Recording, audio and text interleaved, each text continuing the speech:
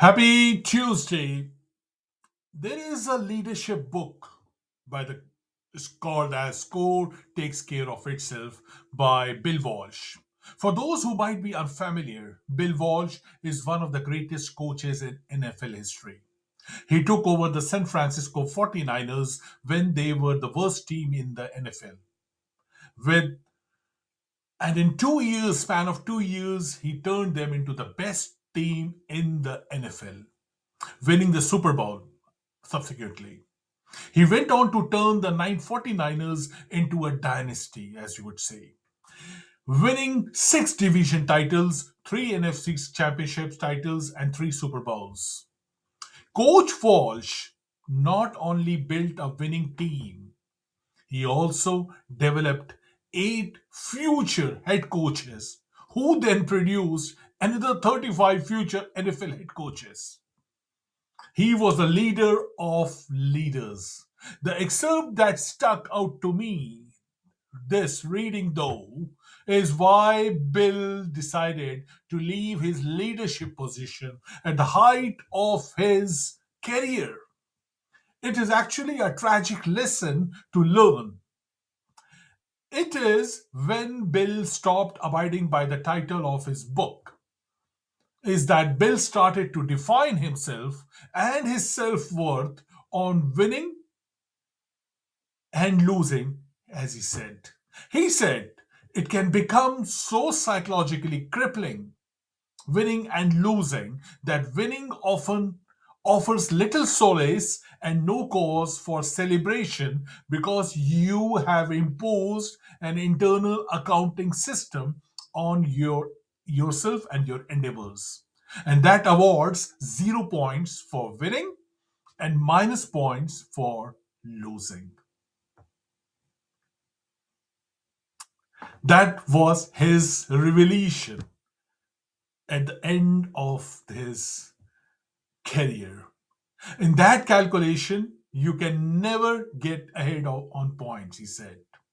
That's exactly what happened to me, he says. He goes on to say when this happens, any kind of loss, mistake, or setback becomes very disturbing, even devastating, because you have attached your self image to the result of the competition. Winning can become insidious for the same reason. That is, you allow the victory to determine your self worth, your self image, and how you feel about yourself. Either way, you are putting yourself on a very, very slippery slope. When you start believing the outcome of your effort represents or embodies who you really are as a person, as a human being, what your values are as a person.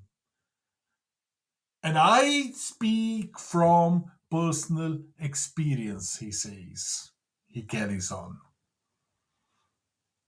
So, those were the revealing words by Bill Walsh. So, what does the hard driving and relentlessly success seeking striver do instead?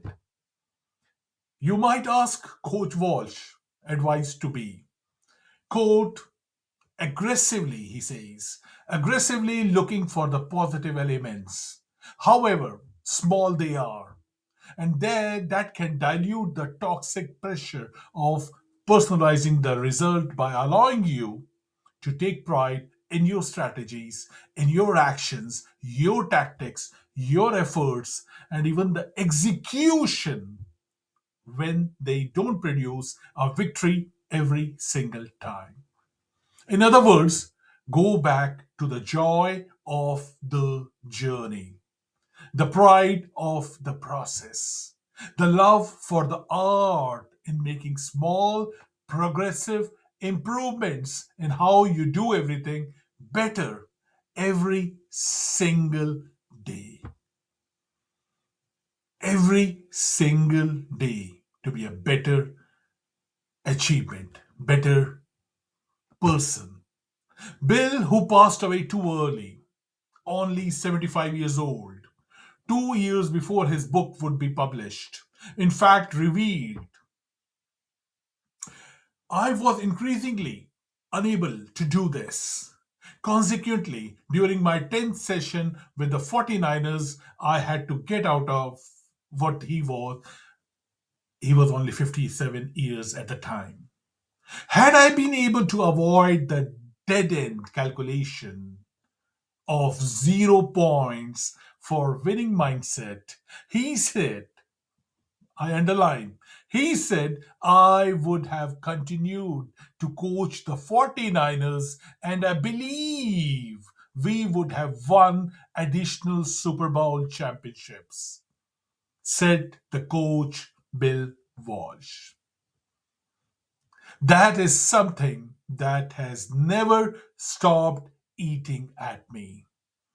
But by the end, I was so then with the wisdom of hindsight and perspective later in his life. What would Bill advise us to do?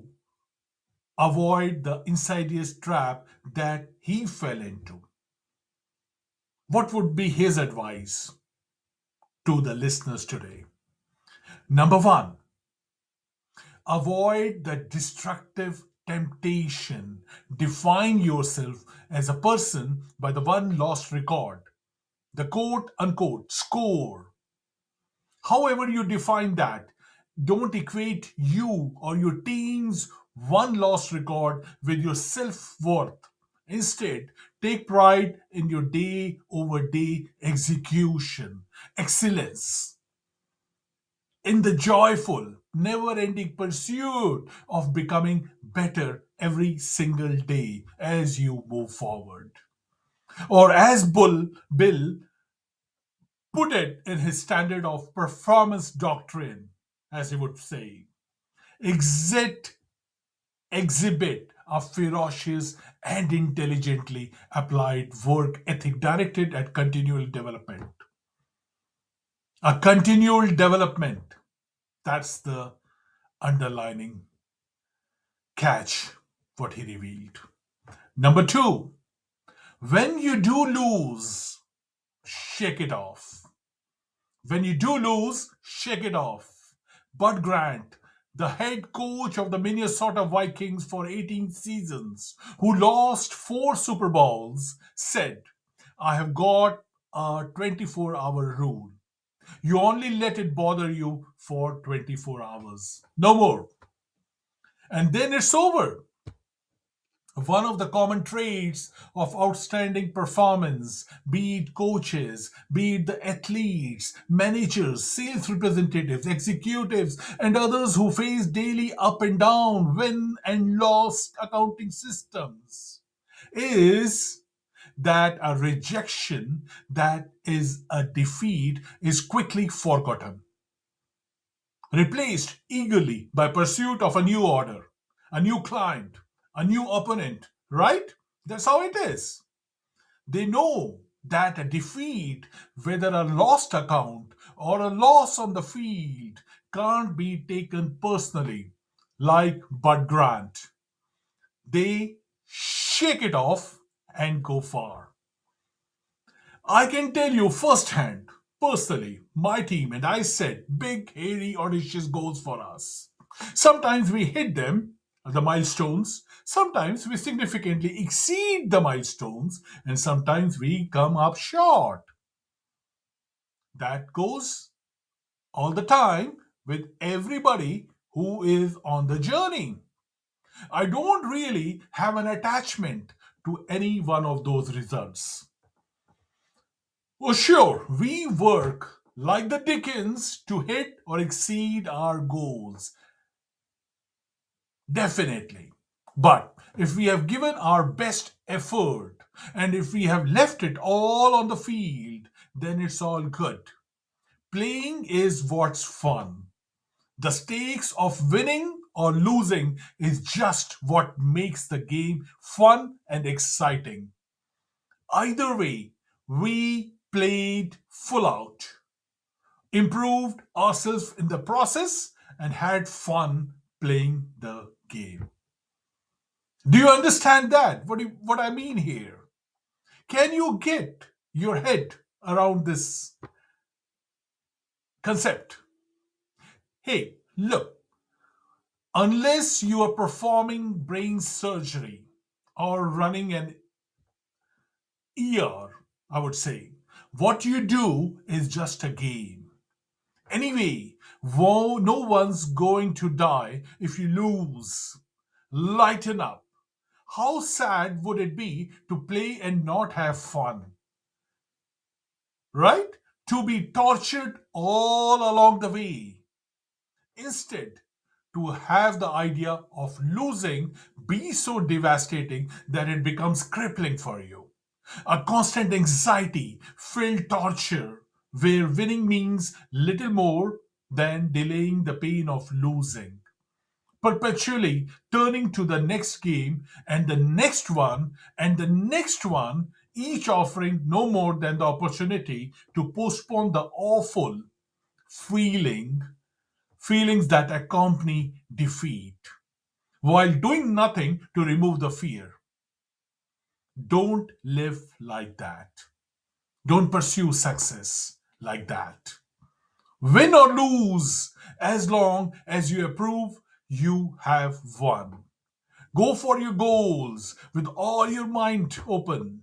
But instead of defining success by win or loss, define success by the progressive realization of becoming better every day and have fun along the way. It's a game, man. It's a game. And then it's over.